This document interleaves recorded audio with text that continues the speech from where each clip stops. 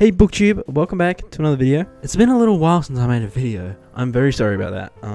I've been sort of very preoccupied. I've been making a short film, still working on it, but it's kind of taken up all my time and I haven't really been reading or been able to make a video. But I was like, I miss this space.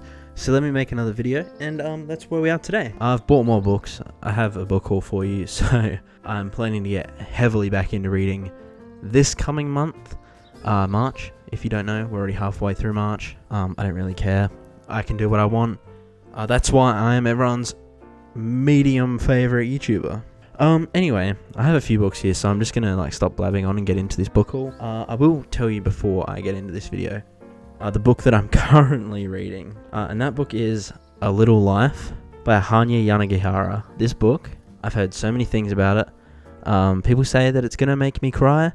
I'm 55 pages in, and I've already nearly cried, so I think I might be fucked. Yeah, I'm so happy that I'm reading this book finally. By that, I mean I'm terrified that it's gonna cause me to have a breakdown, but that's what we read books for, you know what I mean? The first book that I'm gonna show you, I picked up because this has been adapted to a film, and I said I'm gonna read the book before I watch the film, and that book is Conclave by Robert Harris. This book has interested me a lot, because I don't know, I feel like I don't know a lot about the Vatican and the Catholic Church, and I feel like this could be an interesting way to sort of learn more about the dynamics in it, and it just sounds like a very interesting story to me. I don't know, from what I've seen of the film trailer, it seems very dramatic, and I'm interested in the drama, if you know what I mean. I'm keen. But the next I'm going to show you two books on this one, because this is by the same author. And these are Beartown and Anxious People, both by Fredrik Backman. I saw these recommended in a couple of other people's book videos. They were saying that Fredrik Backman is really good, and he doesn't seem to write anything that's terrible. So I was like, let me jump into those, because I needed something different, and I just kind of I figured out my bookshelf kind of hasn't got variety, and I went, I need some variety in this shit, you know what I mean? I need to get some refreshing stuff so that I don't just burn myself out all the time, because I read 8 books in a month, and then I've just burn myself out really quickly, and I don't really feel like doing that constantly. So yeah, it is what it is. The next book that I picked up, I've been meaning to get into William Faulkner's work, so I picked up As I Lay Dying. It's a classic book written by Mr. Faulkner. I don't know, this one sort of sounded more interesting to me than most of his other works, and I've been meaning to get into more of those classic American authors, so I thought, you know what, this one sounds interesting to me. Let me give it a crack, and if I like it, I'll pick up more of his stuff.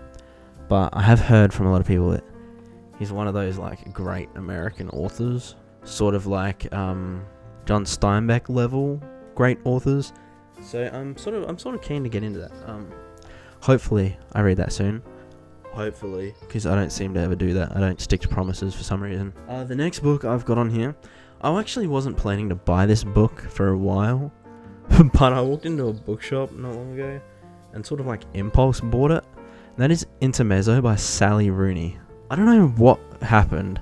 I just kind of walked into the shop, saw it there, and just went, yeah, stuff it, let's buy it. I just grabbed it and I walked out. It was 40 Australian dollars, which I don't know what it is in American, but that was kind of an expensive impulse buy. I don't know what. I love Sally Rooney's books. Don't get me wrong, but something just, I don't know. There was not a necessary purchase. I did not need to make that purchase. The next book that I've got here is Hello Beautiful by Anne Napolitano. I started listening to the audiobook of this a while back after I read Cleopatra and Frankenstein, and it was interesting. It definitely got me interested in this book, but I just for some reason didn't pick it up. I think the reason I didn't pick it up is because it's in one of those annoying large print books, and I hate those. I want all my spines to be the same height. If you can't tell with Stephen King, I like my books to be the same height, and I find it really hard to read a book when it's the size of my head. Yeah, I waited till I could get this in the normal paperback size printing, because I don't know, I just have OCD like that, you know what I mean? ADHD for the win. This one's also very interesting. I really have been meaning to try some of this author's works, just because I needed a bit more variety in my shelves. And if you guys have any recommendations for stuff like this, definitely let me know, because I need to start getting into other stuff that's not super like dramatic and deep or terrifying. I just want some like fun, happy romance or some shit, you know what I mean? Something that I can just like chill back and like gossip about or something, you know what I mean? But that book is The Seven Husbands of Evelyn Hugo. This one's interested me for a while as well. I've had it on my Amazon wish list for a long time now. And I don't know, the other day I was like, you know what, stuff it, let's just buy it. So I bought it and now I'm broke.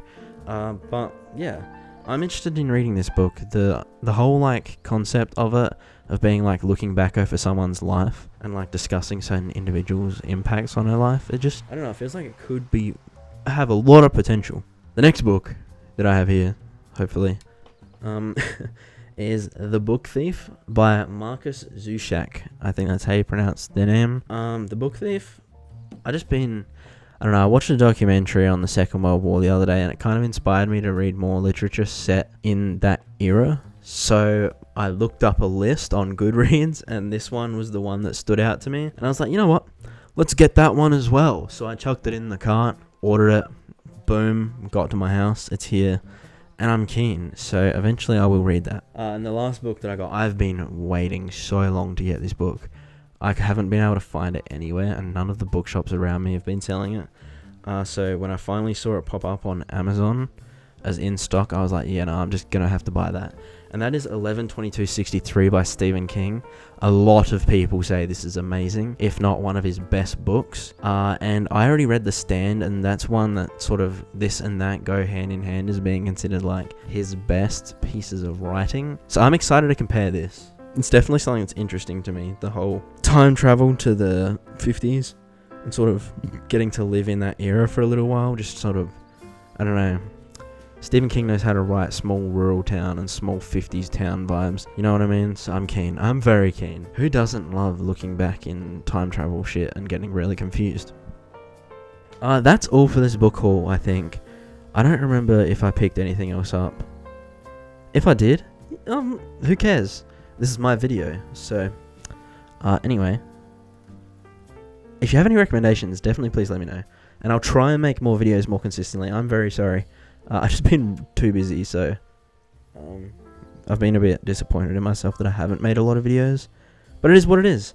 So, if you liked this video, please like and subscribe. There's a little dust on my hat. What? Please like and subscribe. I would love to see you around in the next video. And if you have any feedback, let me know. And have a great day. Peace.